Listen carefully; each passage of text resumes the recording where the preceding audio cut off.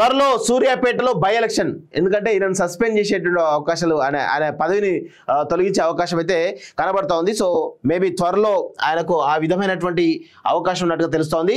So సూర్యాపేటలో ఉప ఎన్నిక వస్తే పటేల్ రమేష్ రెడ్డి ఉన్నాడు, దామోదర్ రెడ్డి ఉన్నాడు, అదేవిధంగా వట్టె జానయ్య ఉన్నాడు, సో జయేశ్వర్ రెడ్డి, ఈ నలుగురు కూడా కీలకంగా ఉండేటువంటి అవకాశం అయితే. అదేవిధంగా బీజేపీ నుంచి కూడా ఎమ్మెల్యే అనే ఎవరు పేరు ఐడియా వస్తలేదు, బీజేపీ నుంచి కూడా చాలా కీలకమైన వ్యక్తి ఉన్నారు. సో రసవత్తరంగా పోరు ఉండేటువంటి అవకాశం అయితే కనబడుతూ ఉంది.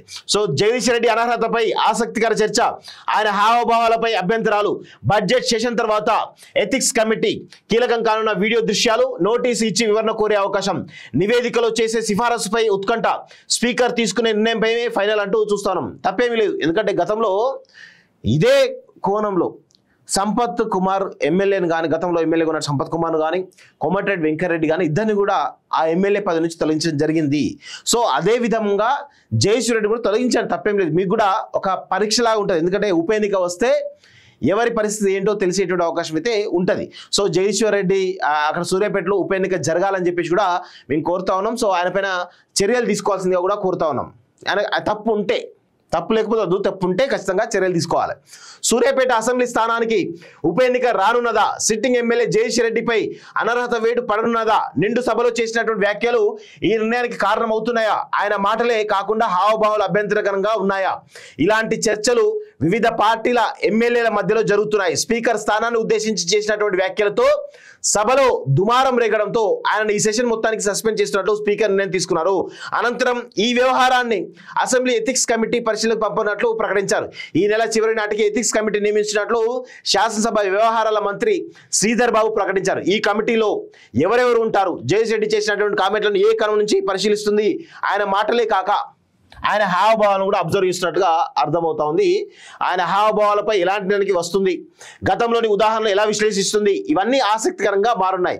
ఎథిక్స్ కమిటీ నిర్ణయమే కీలకమంట చూస్తా ఉన్నాం. తెర మీదకి కర్ణం బలరాం డిస్క్వాలిఫై అంశం అంటూ చూస్తా ఉన్నాం. సో చంద్రబాబు నాయుడు ఉమ్మడి రాష్ట్రంలో ముఖ్యమంత్రిగా ఉన్న సమయంలో ఎమ్మెల్యేగా ఉన్నటువంటి కర్ణం బలరాంను అప్పటి స్పీకర్ యనమాల రామకృష్ణుడు డిస్క్వాలిఫై చేసినటువంటి అంశం ఇప్పుడు పలువురు సభ్యుల మధ్య ప్రస్తావనకు వచ్చింది.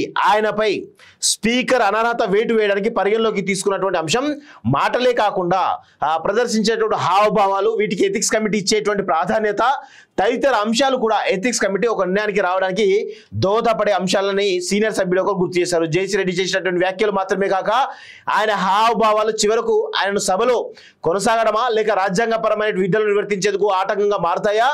స్పీకర్ స్థానంపైన వ్యాఖ్యలు చేసినందున అది విశ్వసనీయతను ప్రభావితం చేసే అంశంగా మారుతుందా? ఇలాంటివన్నీ సీరియస్ చర్చకు దారితీశాయి. కోర్టుకు వెళ్తే పరిస్థితి ఏమిటి? ఏమన్నది కోర్టుకు వెళ్తే ఈ పరిస్థితి ఏముండదు, ఉప ఎన్నిక వస్తే ఫలితం ఎలా ఉండబోతున్నది? సో ఉమ్మడి నల్గొండ జిల్లా అంటేనే కాంగ్రెస్ పార్టీ కంచుకోట. సో ప్రస్తుతం ఉన్నటువంటి తరుణంలో ఎవరు గెలుస్తారు, ఎవరు ఓడిపోతారు? మేబీ భారతీయ జనతా పార్టీ కూడా బలంగా అక్కడ తిష్ట వేసే అవకాశాలు కూడా ఉన్నాయి. చాలాసార్లు పోటీ చేసి ఓడిపోయిన పాపం ఆయన కూడా అవకాశాలు కూడా రావడానికి కూడా అవకాశం ఉంది. So Bharatiya Janata Party, Congress Party, BRS Party, అదేవిధంగా అక్కడ వట్టె జానయ్య ఉన్నాడు. సో నలుగురు మధ్య ప్రధానమైనటువంటి పోటీ ఉండే అవకాశం అయితే కనబడతా ఉంది. సో ఉమ్మడి నల్గొండ జిల్లాలో సూర్యాపేట మినహా మిగిలిన అసెంబ్లీ స్థానాలని కాంగ్రెస్ గెలుచుకున్నది. ఏకైక బీఆర్ఎస్ సభ్యుడిగా ఉన్నటువంటి జయేష్ రెడ్డిపై అనర్హత వేటు పడితే ఉప ఎన్నికల ఫలితం ఎలా ఉంటుందనేది కూడా ఆ జిల్లా ఎమ్మెల్యేలో చర్చకు దారితీసింది. ఎథిక్స్ కమిటీ ఏర్పడడం, అది జయేష్ రెడ్డి వ్యవహారాన్ని అధ్యయనం చేయడం, ఆయన నుంచి వివరణ తీసుకోవడం, ఆ తర్వాత నిర్ణయానికి రావడం, దాన్ని స్పీకర్కు నివేదించడం, ఆ తర్వాత శాసనసభాపతి ఎలాంటి ముగింపులకు వస్తారు, ఇలాంటివన్నీ చోటు చేసుకోవడానికి ఎంతకాలం పడుతుంది అనేది కూడా ఉత్కంఠగా మారింది అనేది తెలుస్తా ఉంది. సో మొత్తానికైతే జగదీష్ రెడ్డిని ఆయన ఎమ్మెల్యే పదవి నుంచి తొలగించడానికి మొత్తానికైతే రంగం సిద్ధమైనట్టు తెలుస్తా ఉంది. త్వరలో సూర్యాపేటలో ఉప ఎన్నిక కూడా రావడానికి చాలా బలమైనటువంటి అవకాశం ఉన్నట్టుగా తెలుస్తా ఉంది. త్వరలో సూర్యాపేటలో బై ఎలక్షన్ ఎందుకంటే ఈయనను సస్పెండ్ చేసేటువంటి అవకాశాలు, ఆయన పదవిని తొలగించే అవకాశం అయితే కనబడతా ఉంది. సో మేబీ త్వరలో ఆయనకు ఆ విధమైనటువంటి అవకాశం ఉన్నట్టుగా తెలుస్తోంది. సో సూర్యాపేటలో ఉప ఎన్నిక వస్తే పటేల్ రమేష్ రెడ్డి ఉన్నాడు, దామోదర్ రెడ్డి ఉన్నాడు, అదేవిధంగా వట్టె జానయ్య ఉన్నాడు, సో జయేశ్వర్ రెడ్డి, ఈ నలుగురు కూడా కీలకంగా ఉండేటువంటి అవకాశం అయితే. అదేవిధంగా బీజేపీ నుంచి కూడా ఎమ్మెల్యే ఆయన ఎవరు పేరు ఐడియా వస్తలేదు, బీజేపీ నుంచి కూడా చాలా కీలకమైన వ్యక్తి ఉన్నారు. సో రసవత్తరంగా పోరు ఉండేటువంటి అవకాశం అయితే కనబడుతోంది. సో జగదీష్ రెడ్డి అనర్హతపై ఆసక్తికర చర్చ, ఆయన హావభావాలపై అభ్యంతరాలు, బడ్జెట్ సెషన్ తర్వాత ఎథిక్స్ కమిటీ కీలకం కానున్న వీడియో దృశ్యాలు, నోటీసు ఇచ్చి వివరణ కోరే అవకాశం, నివేదికలో చేసే సిఫారసుపై ఉత్కంఠ, స్పీకర్ తీసుకునే నిర్ణయంపై ఫైనల్ అంటూ చూస్తాను. తప్పేమీ లేదు, ఎందుకంటే గతంలో ఇదే కోణంలో సంపత్ కుమార్ ఎమ్మెల్యేని కానీ, గతంలో ఎమ్మెల్యేగా ఉన్న సంపత్ కుమార్ను కానీ, కోమటిరెడ్డి వెంకటరెడ్డి కానీ ఇద్దరిని కూడా ఆ ఎమ్మెల్యే పదవి నుంచి తొలగించడం జరిగింది. సో అదే విధంగా జగదీష్ రెడ్డి కూడా తొలగించాను, తప్పేం లేదు. మీకు కూడా ఒక పరీక్షలాగా ఉంటుంది, ఎందుకంటే ఉప ఎన్నిక వస్తే ఎవరి పరిస్థితి ఏంటో తెలిసేటువంటి అవకాశం అయితే ఉంటుంది. సో జగదీశ్వర్ రెడ్డి అక్కడ సూర్యాపేటలో ఉప ఎన్నిక జరగాలని చెప్పేసి కూడా మేము కోరుతా ఉన్నాం. సో ఆయన పైన చర్యలు తీసుకోవాల్సిందిగా కూడా కోరుతా ఉన్నాం. ఆయన తప్పు ఉంటే, తప్పు లేకపోతే వద్దు, తప్పు ఉంటే ఖచ్చితంగా చర్యలు తీసుకోవాలి. సూర్యాపేట అసెంబ్లీ స్థానానికి ఉప ఎన్నిక రానున్నదా? సిట్టింగ్ ఎమ్మెల్యే జగదీష్ రెడ్డిపై అనర్హత వేటు పడనున్నదా? నిండు సభలో చేసినటువంటి వ్యాఖ్యలు ఈ నిర్ణయానికి కారణం అవుతున్నాయా? ఆయన మాటలే కాకుండా హావభావాలు అభ్యంతరకరంగా ఉన్నాయా? ఇలాంటి చర్చలు వివిధ పార్టీల ఎమ్మెల్యేల మధ్యలో జరుగుతున్నాయి. స్పీకర్ స్థానాన్ని ఉద్దేశించి చేసినటువంటి వ్యాఖ్యలతో సభలో దుమారం రేగడంతో ఆయన ఈ సెషన్ మొత్తానికి సస్పెండ్ చేస్తున్నట్లు స్పీకర్ నిర్ణయం తీసుకున్నారు. అనంతరం ఈ వ్యవహారాన్ని అసెంబ్లీ ఎథిక్స్ కమిటీ పరిశీలనకు పంపినట్లు ప్రకటించారు. ఈ నెల చివరి నాటికి ఎథిక్స్ కమిటీ నియమించినట్లు శాసనసభ వ్యవహారాల మంత్రి శ్రీధర్ బాబు ప్రకటించారు. ఈ కమిటీలో ఎవరెవరు ఉంటారు? జగదీష్ రెడ్డి చేసినటువంటి కామెంట్లను ఏ కణం నుంచి పరిశీలిస్తుంది? ఆయన మాటలే కాక ఆయన హావభావాలను కూడా అబ్జర్వ్ చేస్తున్నట్టుగా అర్థమవుతా ఉంది. ఆయన హావభావాలపై ఎలాంటి నిర్ణయానికి వస్తుంది, గతంలోని ఉదాహరణలు ఎలా విశ్లేషిస్తుంది, ఇవన్నీ ఆసక్తికరంగా మారున్నాయి. ఎథిక్స్ కమిటీ నిర్ణయమే కీలకమంట చూస్తా ఉన్నాం. తెర మీదకి కర్ణం బలరాం డిస్క్వాలిఫై అంశం అంటూ చూస్తా ఉన్నాం. సో చంద్రబాబు నాయుడు ఉమ్మడి రాష్ట్రంలో ముఖ్యమంత్రిగా ఉన్న సమయంలో ఎమ్మెల్యేగా ఉన్నటువంటి కర్ణం బలరాంను అప్పటి స్పీకర్ యనమాల రామకృష్ణుడు డిస్క్వాలిఫై చేసినటువంటి అంశం ఇప్పుడు పలువురు సభ్యుల మధ్య ప్రస్తావనకు వచ్చింది.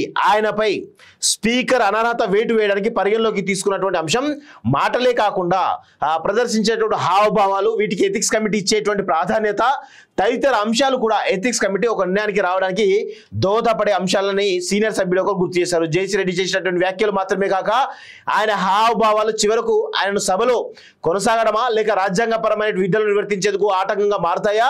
స్పీకర్ స్థానంపైన వ్యాఖ్యలు చేసినందున అది విశ్వసనీయతను ప్రభావితం చేసే అంశంగా మారుతుందా? ఇలాంటివన్నీ సీరియస్ చర్చకు దారితీశాయి. కోర్టుకు వెళ్తే పరిస్థితి ఏమిటి? ఏమన్నా కోర్టుకు వెళ్తే ఈ పరిస్థితి ఏముండదు. ఉప ఎన్నిక వస్తే ఫలితం ఎలా ఉండబోతున్నది? సో ఉమ్మడి నల్గొండ జిల్లా అంటేనే కాంగ్రెస్ పార్టీ కంచుకోట. సో ప్రస్తుతం ఉన్నటువంటి తరుణంలో ఎవరు గెలుస్తారు, ఎవరు ఓడిపోతారు? మేబీ భారతీయ జనతా పార్టీ కూడా బలంగా అక్కడ తిష్ట వేసే అవకాశాలు కూడా ఉన్నాయి. చాలాసార్లు పోటీ చేసి ఓడిపోయిన పాపం ఆయన కూడా అవకాశాలు కూడా రావడానికి కూడా అవకాశం ఉంది. So Bharatiya Janata Party, Congress Party, BRS Party, అదేవిధంగా అక్కడ వట్టెజారే ఉన్నాడు. సో నలుగురు మధ్య ప్రధానమైనటువంటి పోటీ ఉండే అవకాశం అయితే కనబడతా ఉంది. సో ఉమ్మడి నల్గొండ జిల్లాలో సూర్యాపేట మినహా మిగిలిన అసెంబ్లీ స్థానాలని కాంగ్రెస్ గెలుచుకున్నది. ఏకైక బీఆర్ఎస్ సభ్యుడిగా ఉన్నటువంటి జగదీష్ రెడ్డిపై అనర్హత వేటు పడితే ఉప ఎన్నికల ఫలితం ఎలా ఉంటుందనేది కూడా ఆ జిల్లా ఎమ్మెల్యేలో చర్చకు దారితీసింది. ఎథిక్స్ కమిటీ ఏర్పడడం, అది జగదీష్ రెడ్డి వ్యవహారాన్ని అధ్యయనం చేయడం, ఆయన నుంచి వివరణ తీసుకోవడం, ఆ తర్వాత నిర్ణయానికి రావడం, దాన్ని స్పీకర్కు నివేదించడం, ఆ తర్వాత శాసనసభాపతి ఎలాంటి ముగింపులకు వస్తారు, ఇలాంటివన్నీ చోటు చేసుకోవడానికి ఎంతకాలం పడుతుంది అనేది కూడా ఉత్కంఠగా మారింది అనేది తెలుస్తా ఉంది. సో మొత్తానికైతే జగదీష్ రెడ్డిని ఆయన ఎమ్మెల్యే పదవి నుంచి తొలగించడానికి మొత్తానికైతే రంగం సిద్ధమైనట్టు తెలుస్తా ఉంది. త్వరలో సూర్యాపేటలో ఉప ఎన్నిక కూడా రావడానికి చాలా బలమైనటువంటి అవకాశం ఉన్నట్టుగా తెలుస్తా ఉంది.